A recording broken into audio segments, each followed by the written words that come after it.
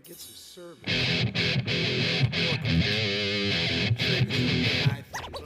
Let's see.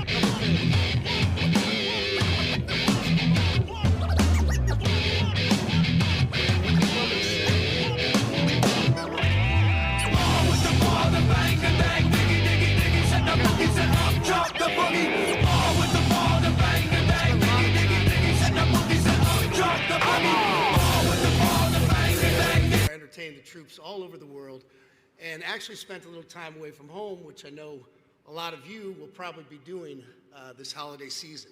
Thanksgiving, Christmas, I spent 2 Christmases in Iraq and another Thanksgiving, and I only say that I don't think you understand sometimes how much you affect everyday people, not just by your service to our country, protecting us, and everything else that you do unselfishly, but personally speaking, my son was very young. I was a single father. And being away from Christmas that first year, I kind of sat him down. And it was one of the most important life lessons I ever got to teach him, which was, look, we've been fortunate the last few years. I had finally made some money.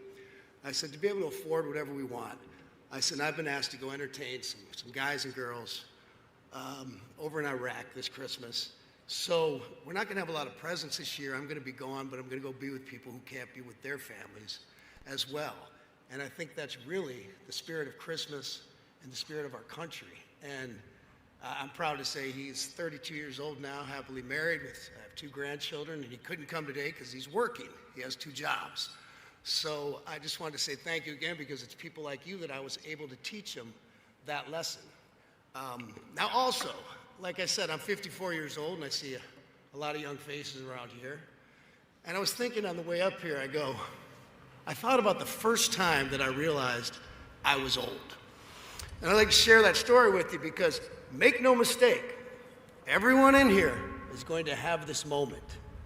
And it's a moment. It happens once. And it's probably 12, 15 years ago, maybe in my early 40s. I was in Malibu, California with a very, very good friend of mine. We're sitting at a little lunch spot having a beer and having lunch. And this very pretty young girl came over. And she said, oh my God, Kid Rock. And she was with her friend. And she said, can I have my picture made with you? And I kind of, winked at my buddy. I'm like, yeah, motherfucker. I'm like, yeah, Grandpa still got it, right? I'm like, and I kind of made a whole to-do out of it. I said, you know what, why don't we go outside, man? Get better light out there with the sun, this, that, and the other. So I'm standing there with these 2 very pretty young ladies, hamming it up in front of my buddy. And they were kind of nervous, and I kind of like to break the ice. And I said, so how's it feel to have your picture made with Brad Pitt? And my buddy, he's like, yeah, Brad Armpit. So I'm like, blah, blah, blah. We break the ice, take the picture. The young lady looks at, it was a phone at the time, one of those flip phones. And she looks at the picture and she goes, oh my God, my mom's gonna shit. And that's how I knew I was old for the first time. So, but that's it. I'm just here to wish everyone a happy Thanksgiving. Thank you tremendously for your service, especially those that can't spend it with your loved ones this year. Now I'm so proud to bring up a man who's also served in our military in the Marines. I know it's not a day for politics, but I do hope to call him our 48th president one day. It's so nice to have people like him who are just down-to-earth normal in office. And I can't stress that enough, having been in and around politics quite a bit. And, I've been privileged to spend time with pretty much every president since Carter, just a normal human being. Whether your politics align or not, he's just a good, normal guy. And I know he fights for all of us here. And like myself, I don't think it matters your political affiliation. We all support our troops, and we are, once again, tremendously grateful for everything you do. So without further ado, could you make some noise, please, for the Vice President of the United States, Mr. JD Vance.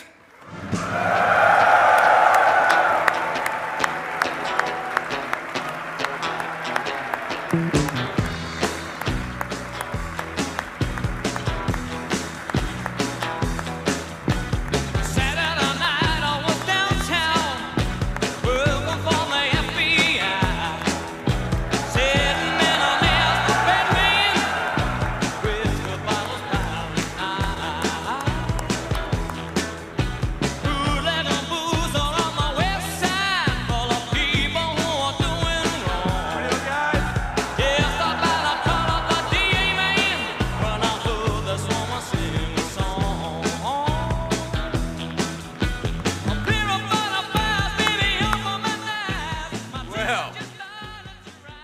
great to be here in beautiful Fort Campbell, Kentucky, and let me just say,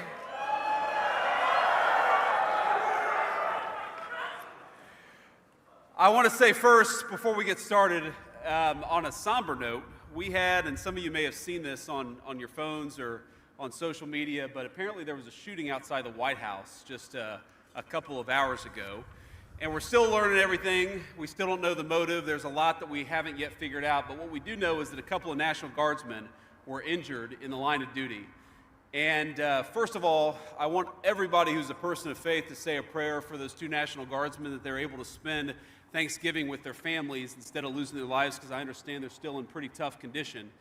But I think it's a somber reminder that soldiers, whether they're active duty, reserve, or National Guard, our soldiers are the sword and the shield of the United States of America. And as a person who goes into work every single day in that building and knows that there are a lot of people who wear the uniform of the United States Army, let me just say very personally, thank them for what they're doing. We're grateful to them, and we're praying that they're going to be safe and they're going to spend Thanksgiving with their families. God bless them. Now, I'm going to talk a little bit about the business of the Army and about what you're doing and about why it's important to the United States of America and why we are proud of you, every single one of our soldiers here in Fort Campbell and all across the world. We have got some incredible guests here to honor this moment, to honor you, to say thanks to so many of you for spending time away from your families here this day before Thanksgiving. And I want to give just a few shout outs to some of our special guests before we get started. First of all, to General Travis McIntosh and Command Sergeant Major Charles Walker, thank you guys for leading this incredible facility, and thank you for serving in the United States Army and making us proud. Where are you guys? Please stand up and be recognized. Thank you all.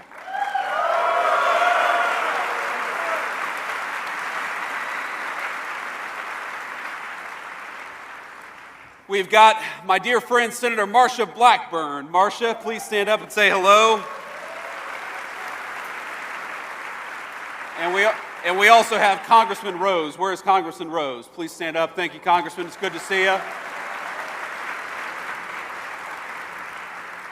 Now, I've got to, of course, thank my dear friend Bob Ritchie. You better know him as Kid Rock. But I want to say to my staff, I gave them one instruction, and that's that I don't have to follow a literal rock star before I give a speech. And they screwed that up the day before Thanksgiving, so every single one of them are fired.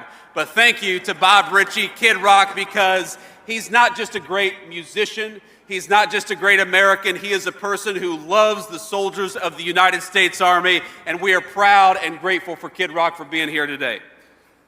I want to take another few moments and just say thanks to Major Josh Wilcox, Master Sergeant Aaron Duhacek, Mr. Jim Parks, Major Rob Wright, and every single soldier who made it possible for me to come and visit. Now, I won't say that the weather is cooperating because it's windy as hell and it is cold, man. It is cold up here. My staff told me to wear a jacket.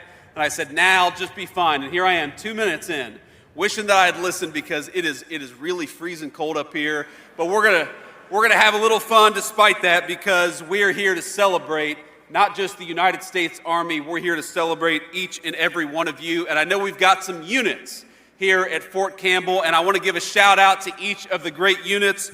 So if you are with the 101st Airborne Screaming Eagles, let me hear you a little bit. Where's the 101st Airborne?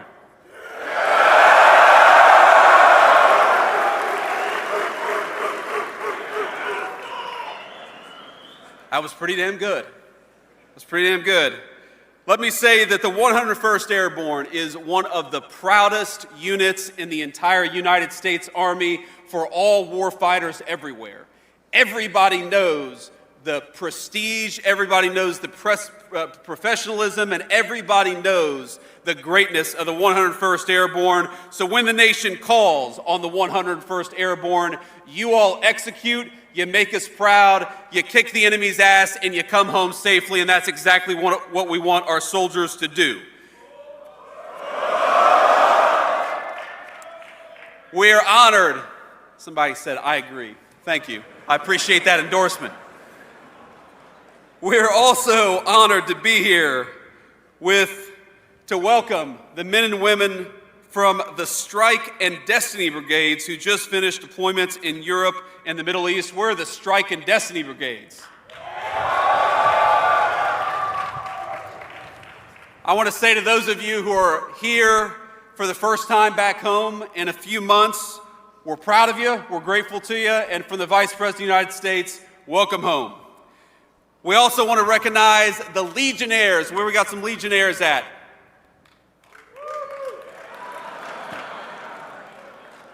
Like 5 or 6.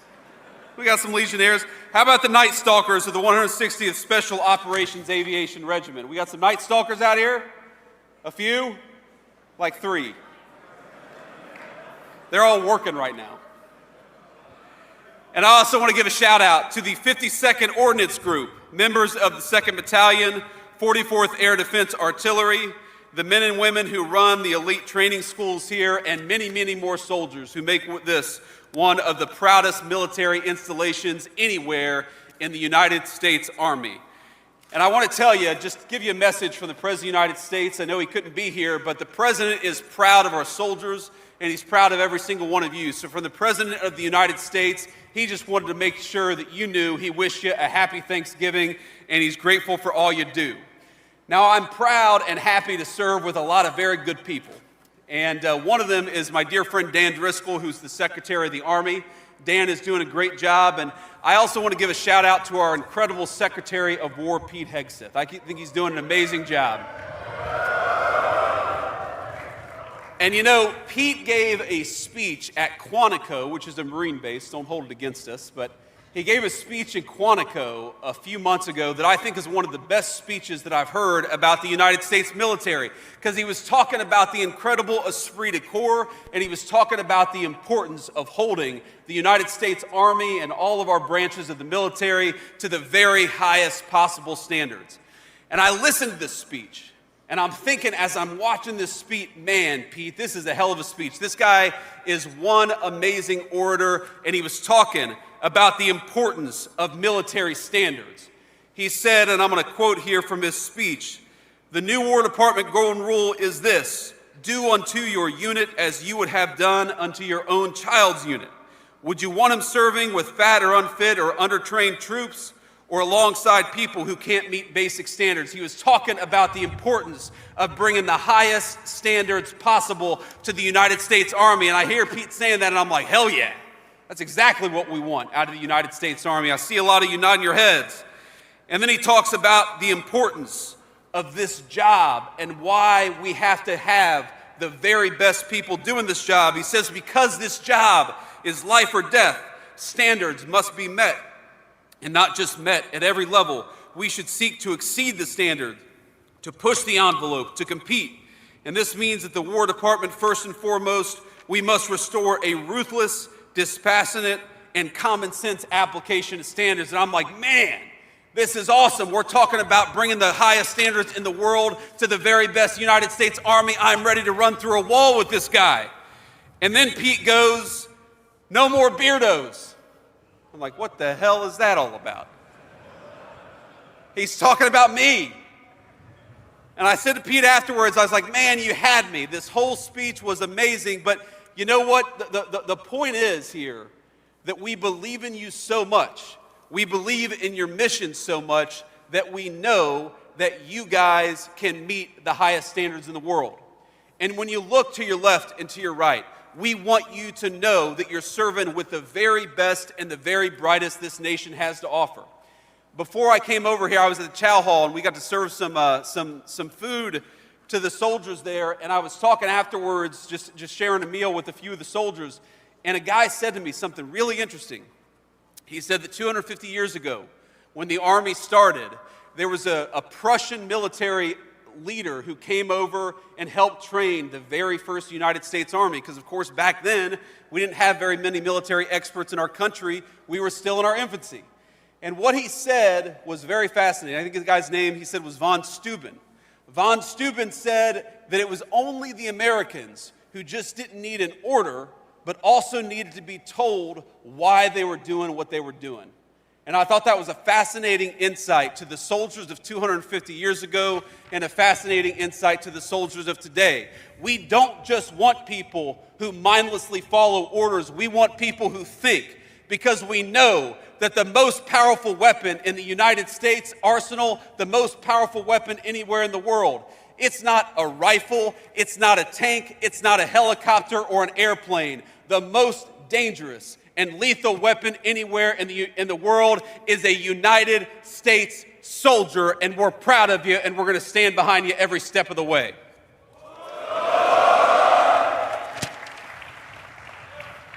And with that basic mindset of not just telling you what we need you to do, but why we need you to do it, I think you all should expect from your military leadership, from the president on down, you should expect us to explain what it is that we're doing and why we care so much about it. Why do we care so much about high standards?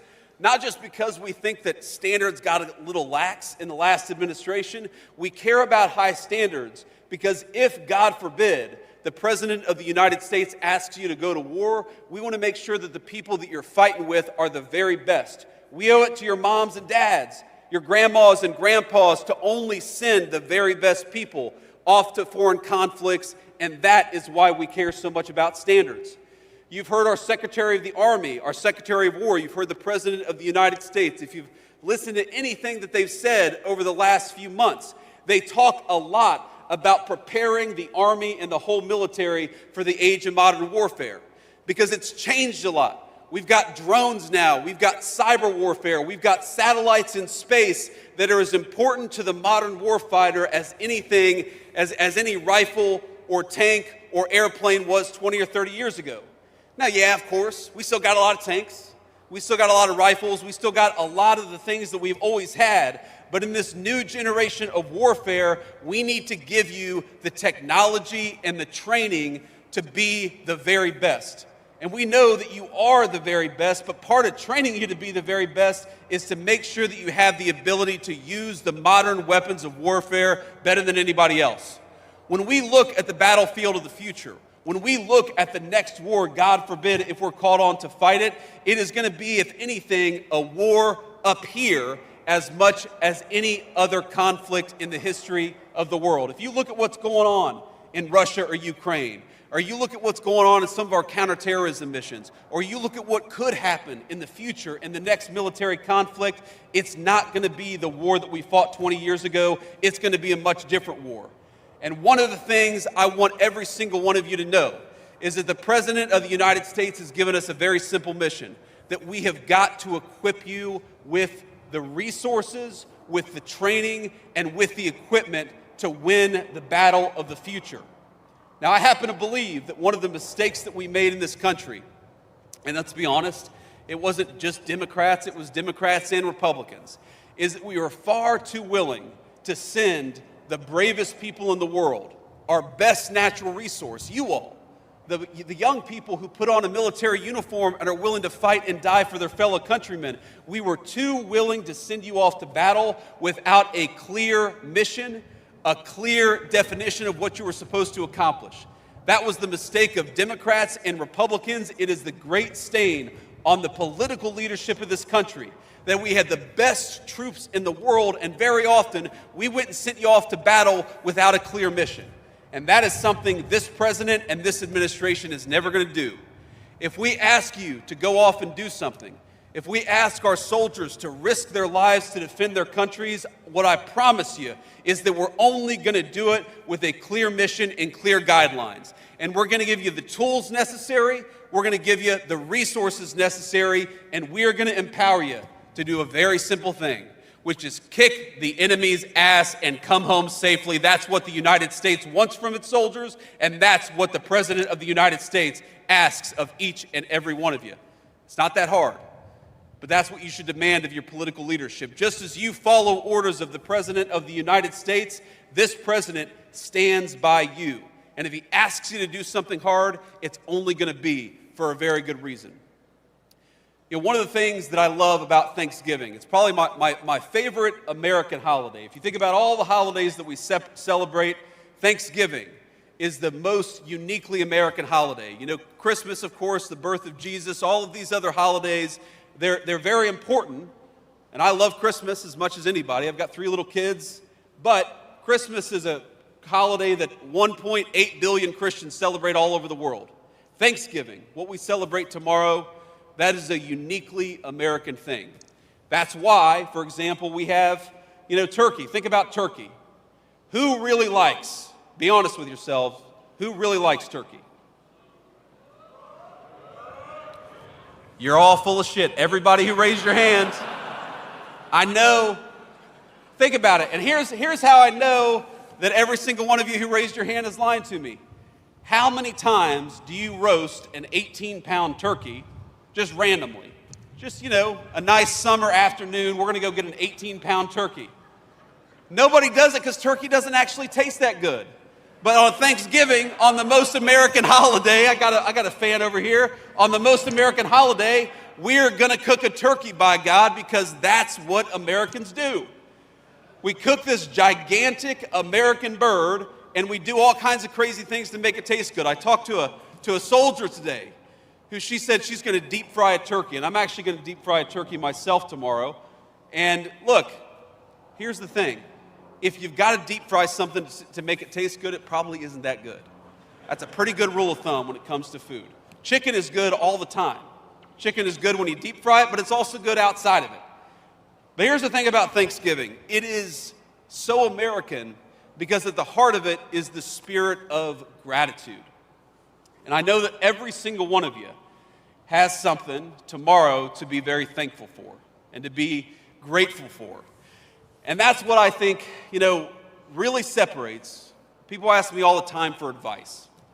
And the only piece of advice I can ever give that I think is true for every single person in every circumstance is that the happiest people that I've ever met, the most successful people that I've ever met, they live their life with a spirit of gratitude. They recognize that they would not be there but for the grace of God and a lot of great people in their lives. And so if I may, as your vice president, that's the one piece of advice I want to give to you on this day before Thanksgiving is to live your life in the United States Army, to live your life everywhere with a spirit of gratitude, to recognize that you wouldn't be wearing that uniform were it not for somebody in your life who loved you and cared for you, that you wouldn't have this incredible opportunity to serve the United States. And yes, it's tough. And yes, it's a life of sacrifice. But I happen to believe that the life of service and sacrifice is the greatest blessing that we have in this room today. Because what an amazing country it is that takes people from all walks of life and makes them part of the same United States Army, the same sword and shield for the American people, the same organization that for 250 years has kept us safe. So tomorrow, I'm thankful for a lot. I'm thankful for my beautiful wife and our 3 beautiful kids. I'm thankful to have the opportunity to serve as Vice President of the United States of America. I'm thankful for my family. I'm thankful to Almighty God for the incredible blessings that He's given this country and also He's given to me personally. But one of the things at the very top of the list that I'm thankful for is the United States Army and for the people in this room. Now, I know that a lot of you are going to spend tomorrow with your friends and families, but I also know that a lot of you are not going to have that opportunity. That you've got deployments you've got to prepare for, that you're stuck on this base, you're not able to travel home because you've got to prepare for the mission. And when I think about all the many blessings that are very, very present in my life, there is nothing that compares to being the Vice President of the United States at a time like this. Vice President of all of you, Vice President of the greatest fighting force that exists anywhere in the world, the United States Army.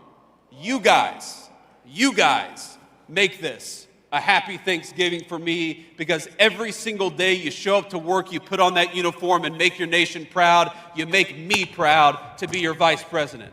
So happy Thanksgiving, soldiers. Keep on doing what you're doing and never forget that the most deadly weapon anywhere in the world, it's not about technology, it's not about what you're holding in your hands, it's about what's up here. You are the most dangerous weapon anywhere in the world, and America is counting on it. to keep us safe. Happy Thanksgiving, soldiers. Thank you for having me. God bless you.